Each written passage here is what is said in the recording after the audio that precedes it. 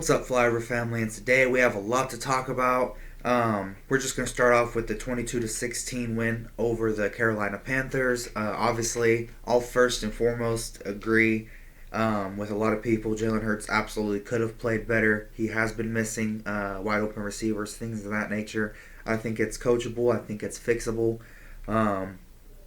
AJ, was asked a pretty common sense question. Like, hey, what do you think's wrong with the offense, or however the case, or what do you think could be improved upon in the offense? He said passing. I mean, obviously, he further elaborated today, that or the other day that essentially, Saquon Barkley's an MVP candidate. He just broke Shady McCoy's record. I mean, obviously, the running game doesn't need to be improved. I mean, what else do you do on offense to score points? You pass the ball. So, I mean, obviously, that's the only other thing. Whether it be coaching schematically, getting quicker to develop routes, things of that nature, which I've been harping on Twitter about like a lot lately. Things of that nature. BG chimed in, then he backtracked, and then everyone was crying about, is their relationship done and all that. And me personally, I mean, unless there was like him doing sit-ups, for the news and all that to see in the driveway or however the case, like T.O. did, then, that I really wouldn't worry about it. But in my opinion, I'm by no means an expert. My opinion isn't law, but the way I see it, there's 4 levels to passing. There's obviously coaching and things of that nature. There has to be good route combos, you know what I'm saying? If the longer ones don't work out, you have to have a couple quick ones, you know what I'm saying? Just in case of. So route combos, route developments, if there's fast passes involved, you know what I'm saying? Or if it's just Hail Marys, and nothing but deep shots, you know what I'm saying? So that's coaching. And then obviously O-line play, protecting the quarterback, and then obviously quarterback play, getting the ball to the receivers, and obviously the receivers catching. Now the O-line and the receivers aren't the issue. Now, what I'm defending, my point, or however, if you've seen me on Twitter, I've been active, or however the case, I've been defending Jalen Hurts, saying, like, hey, he's not that bad, I mean, he's not, Tom Brady, or however the case, but he's by no means a scrub, he's not disrespecting the game, as Emmanuel Ocho's saying, and all that. I mean, if anything, he disrespected the Eagles. I mean, he came here and gave us bupkis for 2 years. He was a bum when he came here. So, I don't know. Essentially, to some extent, I mean, we know that tight ends, receivers, O-line, and the quarterback are good, but the coaching, I don't know if they're holding plays for the playoffs. I honestly do not know. I cannot read people's minds and things of that nature. I don't know. But what I can say is it does appear to be coaching for the most part of it.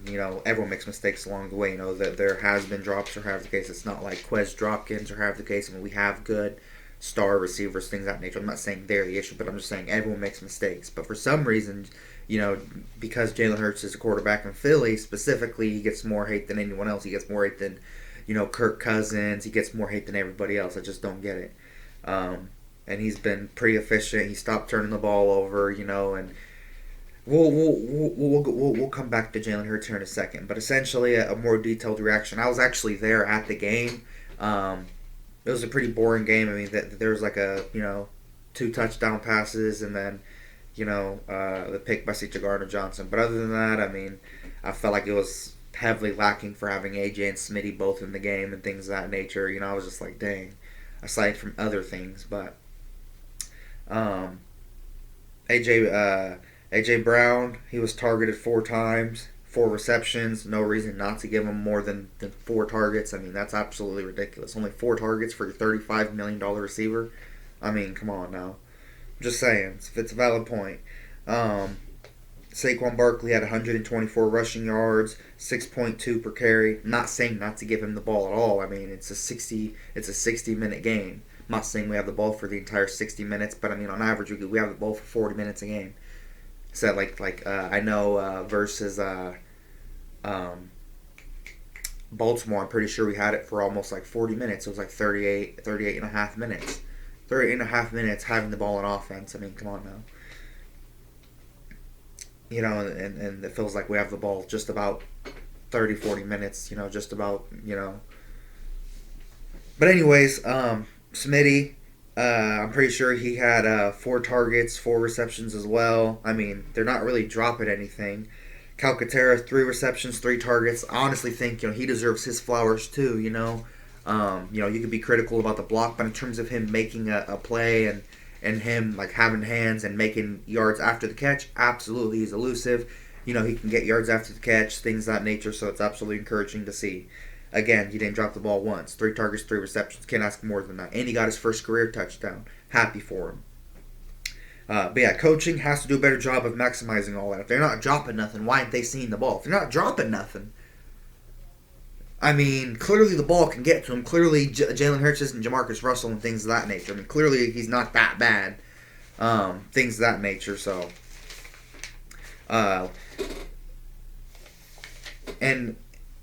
speaking of which, having different coordinators and things of that nature and schemes every single year since he was in the NFL hasn't helped anything. The one time he's had consistent coaching being Shane Steichen, I mean, he took us to the Super Bowl. Nick Sirianni, that wasn't Nick Sirianni that helped us get to the Super Bowl. That was Shane Steichen revolutionizing the offense. Imagine what an actual offensive genius could do, or however the case. I don't know if Nick Sirianni's clamping Kellen Moore's authority, or however the case, not really letting him run what he wants, if they're saving it for the playoffs, or however the case. I don't know. But either way, I mean, having different coordinators every year, this being his first year without Jason Kelsey calling protections, first year with Kellen Moore, and a whole nother scheme, or however the case. He's been playing pretty clean football. Not perfect, or however the case. There's things he could do better. He can play better. I'm not saying like, we just need to accept him as he is. Like, no, he does need to play better, but I'm just saying, I mean, we're also the city of brotherly love, Philadelphia, get people their flowers when they're also playing good. If he's not turning over the ball, he has more fourth quarter touchdowns than incompletions, then, I mean, come on, I'll give him some respect there. In terms of a Pittsburgh-Philly preview, the Steelers, offensively, we're going to start off offensively. They're 17th in total yards with 355 per game. We're 4th in total yards, 391. They're 23rd in passing with 206. We're 31st in passing with 180. Again, with A.J. Brown, Devontae Smith giving you 10-plus games. I mean, that's ridiculous. Come on now. I mean, they're $30+ million options. I'm pretty sure Devontae Smith is at least making $30 million. A.J. Brown's at least making $33 million. I'm pretty sure at least $30 million, or north of $20 million. At least twice what Saquon's making. Saquon's $11 million. Absolutely worth it. Absolutely worth it. Probably worth just as much as them, or if not more. I'm just saying, I mean, there's more money in the receivers and whatnot, so, I mean, you do kind of got to keep them happy to some extent. It's not like they're bums. They can play, I mean, I believe the quarterback can get them the ball. But yeah, they're 9th in rushing with 132 yards per game. They're a pretty solid running team. They're 9th in the league. That's not bad. We're 1st in rushing. Obviously, we're the best in the league at running the ball, 190.5. They're 10th in points with 24.8. We're 8th in points, a couple spots above with 26.2 points per game. They're 12th on third down converting with 39.4, so that means basically 40% of the time, basically, they convert, or however the case. And we're 8th on third down, so just like 3 or 4 spots above them, with 43.4%, so we're a bit better on third down. Obviously, brotherly shove potential. Obviously, having Saquon Barkley does make a huge difference. Nothing wrong with mentioning his talent. Defensively speaking, we're 1st in total yards, 2nd in the pass, 8th on the run, 2nd in points, and 3rd on third down. The only thing that they're really better at defending is the run. They're 4th on the run compared to our 8th on the run, and we're far better defending the pass than they are. They're 17th defending the pass. They give up 218 passing yards a game. We give up 178, which is 2nd. So we are significantly better than they are at defending the pass. And they are just a little bit better than us at defending the run, because 8th on the run, 4th on the run, that's just a few spots. But 17th compared to 2nd, 15 plus 2 is 17, is it not? So, I mean, we're 15 teams, like, basically better than them, or however the case. 15 spots better than them at defending the run. 30, 40 yards, I'll take that. I mean, there's a lot of 30, 40, game-winning touchdown, you know what I'm saying? From 30, 40 yards out, I mean. So, yeah, that being said, it looks like it's going to be a pretty close game. Hopefully, we can see improvements in the pass game. Like I said, I really wasn't too worried about the drama, or however the case. My thoughts on it simply are, I mean, Jalen Hurts absolutely can play better. I believe he can. I believe he has it in him. I don't think like a lot of the fans were saying leaving the game like, oh, time to get rid of him. I don't think it's time for that just yet. I just think he needs consistency in the same scheme for a little bit, and I think he'll be just fine. But yeah, George Pickens, he's questionable. Deshaun Elliott, safety, he's questionable. Both of them with hamstrings. I don't know if George Pickens is afraid of Quinyanamo Bay or Cooper DeJean, Flying Frenchman. I don't know. I can't read his mind. I don't know if he's afraid of Zach Bond. I don't know. I don't know. You know what I'm saying? I can't read people's minds. And then Deshaun Elliott, I don't know if he's afraid of A.J. Brown and, Devontae Smith. I don't know if he's afraid. I can't read people's minds, but I don't blame him. I mean, I'd sit out that game too. Uh, Reed, Blankenship, and Dallas Goedert are out versus Pittsburgh most likely. Reed Blankenship with concussion. Dallas is on IR for his knee. Jalen has to have a good game passing the ball. Underline, all caps, italics, all that good stuff underneath and on passing the ball. We know he can run the ball. We know he can have good games. Not turning over the ball, but there's times we got to see a pass it, man. I mean, I'm not one to agree with the media, but it's one thing. Sometimes you have to pass the ball if you're playing quarterback. I mean, it's hard to tell. Yeah, I mean, it's part of playing quarterback. It's why you have wide receivers, tight ends. You know what I'm saying? That's why you have more guys that are capable of catching the ball, or however the case, wide receivers, tight ends, and then you have guys running the ball, quarterbacks, and running backs, or however. Even then, if you have three guys that can run the ball, quarterback and two running backs, I mean, you still have wide receivers and tight ends. Even then. But yeah, like I said, we know they can run, or however the case. The Pittsburgh Steelers, their defense is legit too. They can run the ball too. They can pass the ball too. And again, defensively, the Pittsburgh Steelers are fifth in total yards allowed, fourth versus the run, fifth in total points, 17th against the pass, second on third down. So it's just not like they're scrubs on defense. They're pretty good on defense, to say the least. So yeah, like I said, it's definitely going to be a pretty close game. Things of that nature. I can completely understand why fans or whoever were mad that we didn't beat them as much or however, because I mean we have the talent to blow teams out, but for whatever reason, I don't know. It's just and which brings me to my next question. I'm not saying, and I don't think anyone that is bringing up the points I've made or however the case. I don't think anyone's saying do not run Saquon Barkley not one time and just hold him to 2 touches a game. I don't think anyone is saying that. But you have 2 top 10 receivers on your team. A.J. Brown's played 10 games. Smitty's played 10 games. Those are 2 top 10s. The rest of the guys that I can at least say they're competent.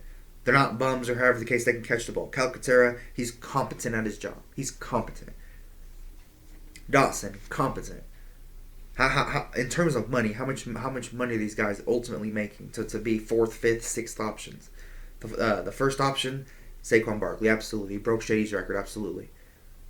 But you also have A.J. Brown and Devontae Smith, 10 games. There's only been 13 played. So, I mean, he's been pretty healthy. Yeah, sure, in the beginning, yeah, sure, it was frustrating or however not having him or however the case, but he's still played 10 games. 11-2. 1 plus 2 is 3. Carry the 1, 13. So, I mean, he's only missed 3 games. So, yeah, essentially, I do not see why people go oh, just because you want to see the receivers more a little bit, 300 only 2 touches for Saquon. No, there's balance. If you have the ball for 38 minutes or however the case, you can still run Saquon. You can give him 10, 15, 20 touches or however the case, and then you can still give A.J. Brown, Devontae Smith. Devontae Smith, he took a team-friendly deal. He deserves some touches for that. A couple touches. I know he's a winner and all that. He may not look at it that way or have the case, but at least give him something. I know he's had a couple touchdowns there, but I'm just saying. I try to look at it from all perspectives. They want to win and things of that nature. They all want to make an impact. I mean, if y'all were in the NFL or have the case, wouldn't you want to make an impact? if you're top in your position, wouldn't you want to make an impact? You love your team and all that, or have you love the fans and all that, but wouldn't you want to make an impact? You're not a bad guy for that. You're not selfish. You want to help, or however the case is, so not one guy gets tired or burnt out, or however the case, you just want to help. So on top of that, I have a bunch of positives, things of that nature. We've talked about some controversial stuff, whether you think A.J. Brown's right, whether you think Jalen Hurts is wrong, whatever the case. I try to understand everything, or however the case. I just love my Eagles. I want us to win. And me griping about it, or however the case, doesn't help anything. So a bunch of positives are Saquon Barkley broke Shady's record. I'm pretty sure he's just over like 1,700 total yards this season. Over the past 9 weeks, Jalen Hurts has thrown 12 passing touchdowns, he rushed for 11 touchdowns, only 2 turnovers. In the NFL, he's ranked 7th in completion percentage over the last 9 weeks, 8th ranked quarterback rating, and he's 9-0. In his press conference, he said, "It's about the team. I don't care about how it looks. It's kind of my game. It's something that people kind of have to accept." Goes on to say, "It's going to look like how Jalen Hurts wants it to look, but he's going to win." I mean, if he can win a Super Bowl this year, heck yeah. I mean, shoot. I'll keep that, you know what I'm saying? Shoot, it works. But I gotta see it, I mean, I don't know, It's not that common to win this style, or however the case. I know he can pass the ball. I know he can play better than what he's playing. Things of that nature. So, like I said, Calcaterra, he had his first career touchdown. That's another pretty good positive. It's our 9th win in a row. A win is a win. I mean, I wish we would have beat him by more. I went and seen that game in person, or however the case. So obviously, I wish it would have been a blowout. Zach Bond, potentially he'll be a Pro Bowler, potentially, and then Jalen Carter, Defensive Player of the Year. That's what I'm seeing. Another game from Jalen Hurts with no turnovers. I will say that's a pretty good thing.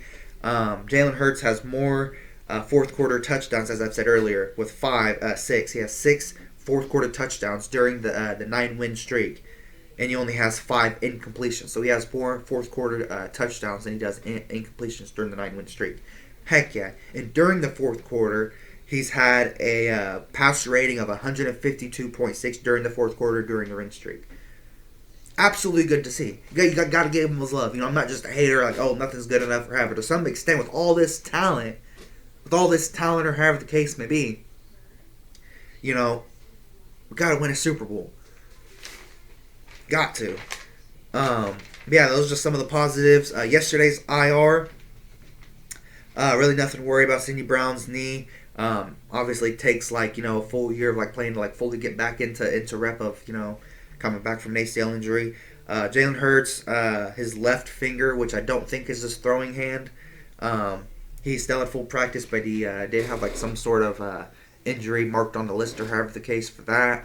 But yeah, that's all I have for you guys today. I try to just keep the drama low, and the news informative, entertaining, passionate, all that good stuff, because I love my team. Things of that nature. But yeah, thank you guys so much for watching today's episode of Philly Flyover. I've been your gracious host, Armand from Philly Flyover. So thank you guys so much for watching. God bless. Philly out. Peace.